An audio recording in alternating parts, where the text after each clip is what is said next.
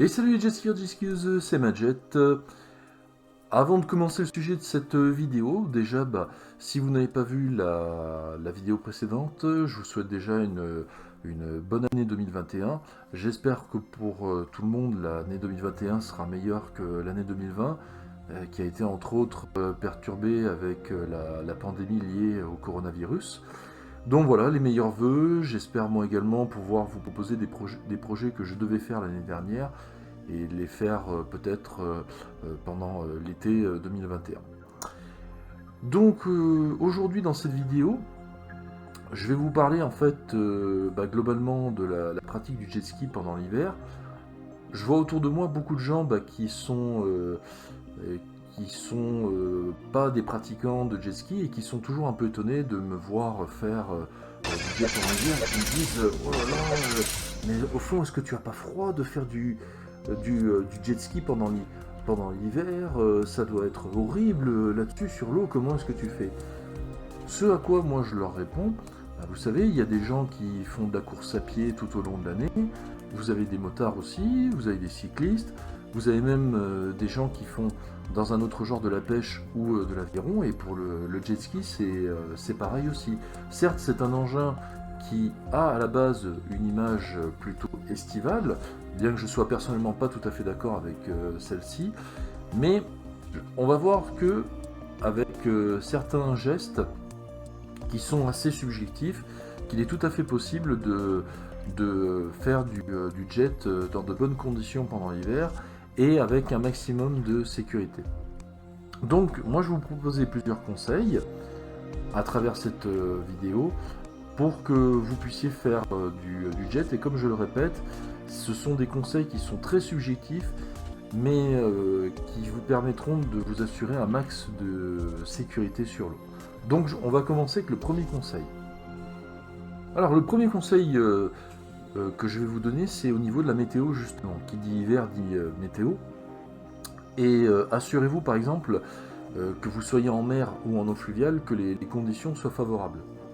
Si vous êtes à la mer, assurez-vous qu'il n'y ait pas une tempête, qu'il n'y ait pas un ouragan, et que les conditions météo soient suffisamment bonnes pour assurer, comme je le répète encore, votre sécurité.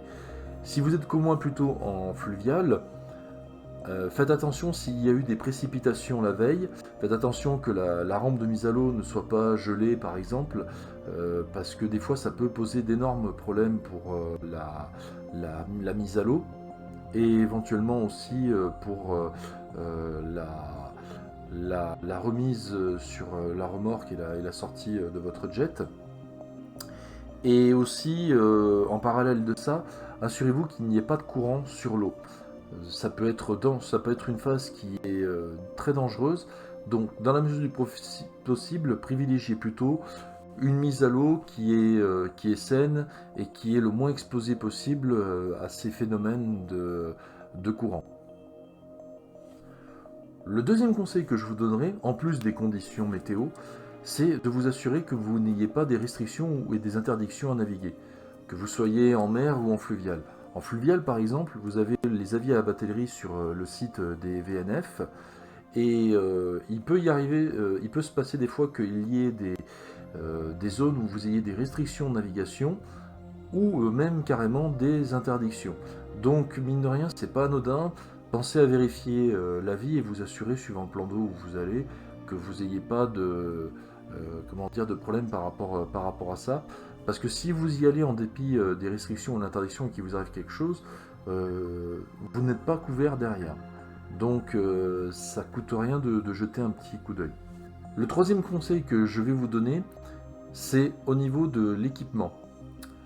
Donc par exemple moi, déjà au niveau de la combinaison, il y a deux types de combinaisons.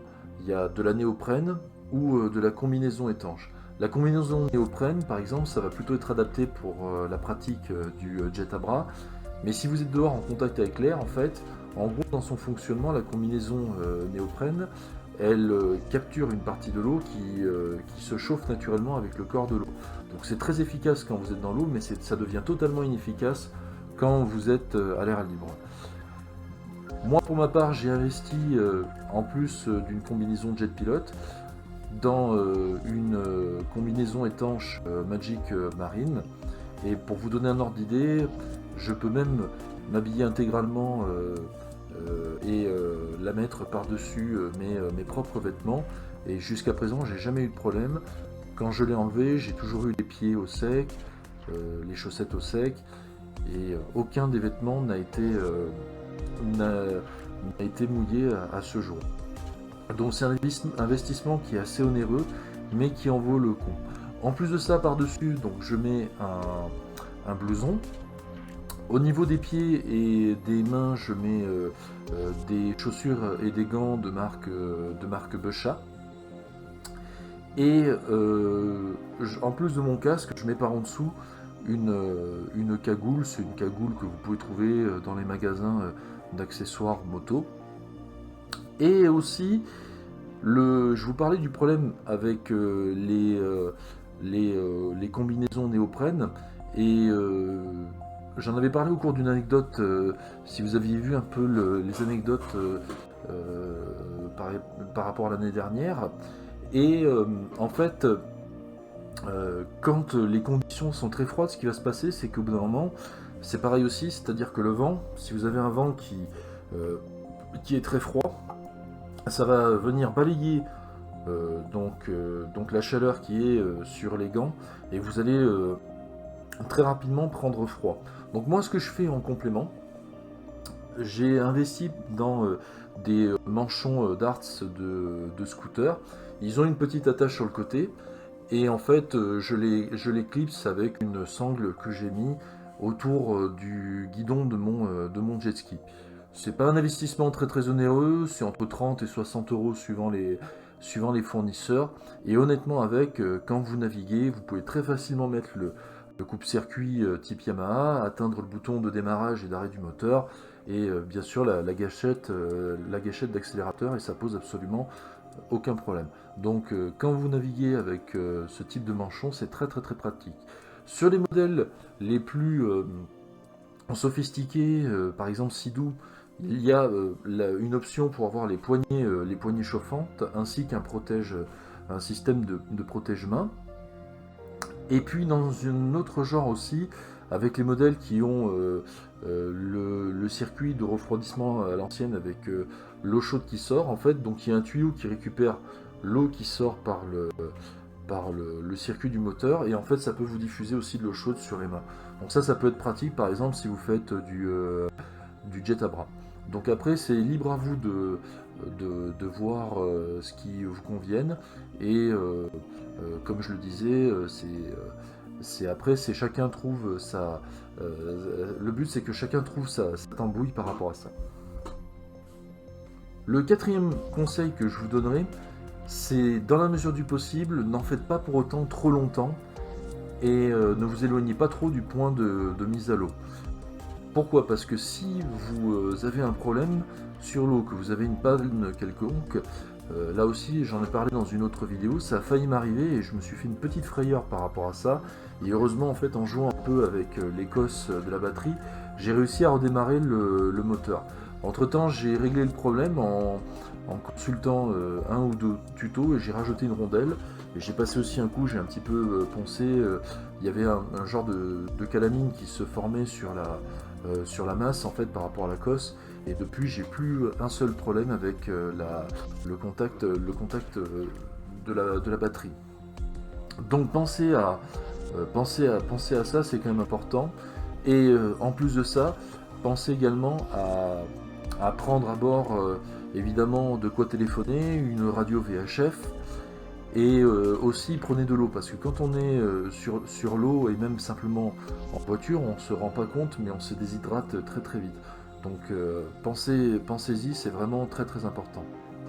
Et enfin, le cinquième et dernier conseil, qui est à mon sens le plus important, et qui est même valable pas simplement pour l'hiver, mais au-delà toute l'année par rapport à la saison, c'est au fond votre santé. Si vous vous sentez fatigué, si vous vous sentez malade, que vous avez de la migraine, que vous avez de la fièvre ou quelque chose comme ça, ne vous forcez pas à vous mettre à l'eau, même si vous allez aller avec avec vos meilleurs potes, à une section exceptionnelle. C'est pas un problème. Il vaut mieux rester à la maison et être en sécurité. Ça, c'est un conseil qui est valable aussi pour ceux qui sont motards sur les motos. Ça sert à rien de monter et de conduire si on n'est pas en forme et pas en mesure de faire de la moto. Et ben pour le jet ski, c'est exactement pareil. Et bien voilà mes conseils pour pouvoir faire du jet pendant l'hiver. En tout cas, je constate déjà qu'il y a quand même quelques pratiquants qui en font sur d'autres chaînes, et ça fait plaisir aussi à voir, et à travers leurs vidéos.